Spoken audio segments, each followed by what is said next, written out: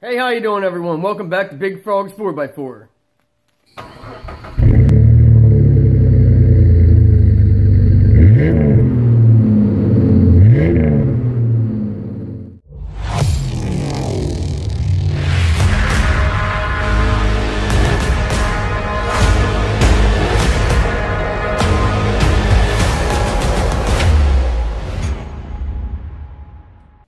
I'm going to jump kind of in the middle of the job here because it's pretty self-explanatory. There's no real use in showing you how to just unbolt stuff. What we're doing is we're swapping out these old lift kit leaf springs. They used to be a 4.5-inch spring. They sunk down to at least 3 inches. I had to add lift shackles in the rear just to get close to my 4.5 inches again. I might be around 4 inches. And they're basically just wore out. They're 10 years old, hard four-wheeling in this Jeep. And I had these in the Jeep before this. Just used and abused. It's time to replace them. I went to BDS suspension. They have a lifetime warranty. I love the way their springs look, the strength of them, how many leaves and everything on them. So that's what we're going to be putting on it. It's self-explanatory to this point. Remove your wheel. Remove the 4 bolts that go to your top plate. The top plate that sits on your axle. It's over your center pin. Remove the 4 nuts to hold your U-bolts on. Now you're going to want a pretty decent, a pretty heavy duty impact or a long handle ratchet, especially if they've been on there for a while. Never reuse U-bolts. If your lift kit doesn't come with U-bolts, which I ordered only leaf springs, it did not come with U-bolts. I ordered new ones. Do not reuse your old U-bolts. They are a one-time use. You're not to reuse them. I know people do, but they're recommended not to reuse them. They stretch whenever you torque them down, and you're not supposed to stretch them more than once. I ordered longer U-bolts because the BDS leaf springs are bigger. They're taller. These won't work anyways. I got 9/16 instead of 1/2 inch, so that they're going to be a little bit stronger. Less chance of them stretching during like axle wrap and rock crawling. I might have to make these holes slightly bigger for a 9/16 U-bolt, but not much, but about a 1/16 or 1/8 of an inch maybe in this plate. This is already an aftermarket heavy duty plate, and I'll clean this all up, get all the rust off, and repaint it. It's really just that easy. Remove your wheel. Your sway bar would normally be bolted to here to here. I find it easier to remove those sway bar bolts up here so that you can move this. I'll grab it here.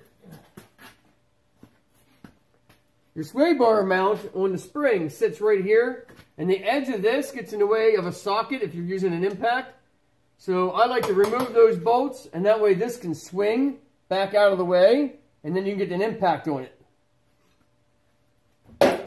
Now with these heavy duty leaf springs I got from BDS, I'm probably not going to be able to reuse that sway bar because it's dropping the axle down more. I should have about a 5.5 inch lift. I ordered shackle relocation brackets for the rear. Basically, to remove the leaf spring, all you have to do is unbolt this bolt, and it gives you a notch right here in the pinch weld. So up here at the front, in the pinch weld, there's actually a notch, so you can put an extension on your impact gun and run those bolts out. They're going to be extremely tight.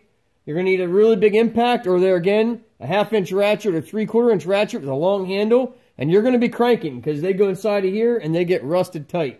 And these haven't been out, like I said, for probably 10 years. And because I'm doing a relocation bracket back here for the shackles, I'm dropping the shackles. I need to put a stock shackle back on because that'll give me too much lift. I don't have to take this bolt out. I have to take the one out up here in the frame. That one you are not getting an impact on. You're going to use a 1/2 inch ratchet on that. Now, unless someone swapped them out, these should be a 21 millimeter up here on the frame for your leaf spring. My U-bolts, but they were aftermarket, were an 18 millimeter for the U-bolts.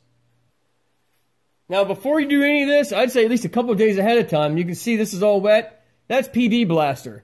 I've been spraying the threads on the side of this. I actually had the rear bumper off because I'm lightening up the rear bumper.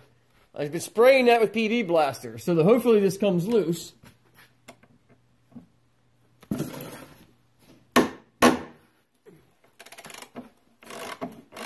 I got pretty lucky. Most of the time they never become that loose that easily. Especially after 10 years of off-roading.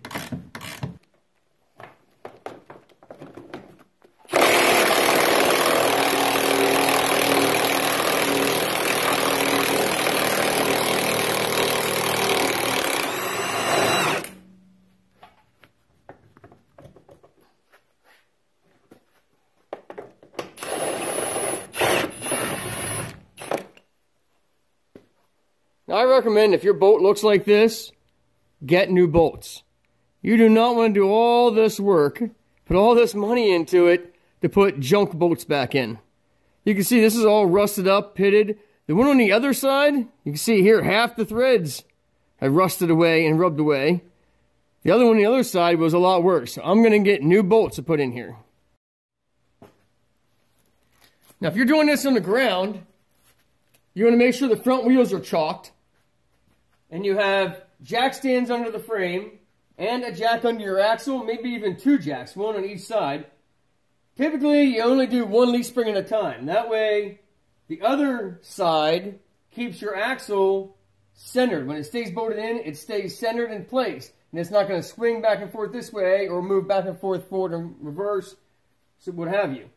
I have the other side ratchet strapped together because I don't have the U-bolts yet. I don't have all my other parts. So I ratchet strapped the axle to the leaf spring on the other side so that it doesn't shift around. That way I can go ahead and get the new leaf spring in.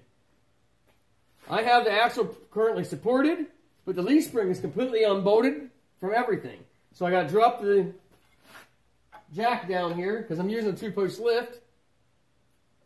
This can be done in the driveway, but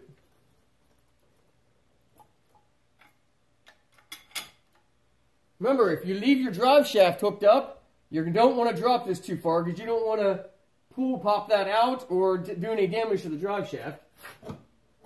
You just need this enough where you can maneuver everything around and get the leaf spring out.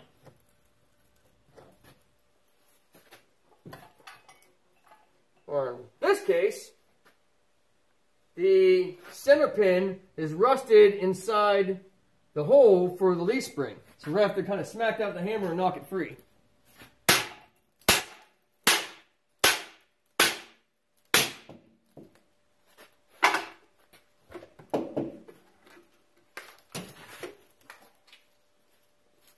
As always, thanks for watching Big Frog's 4x4. Don't forget to like and subscribe. And as always, God bless.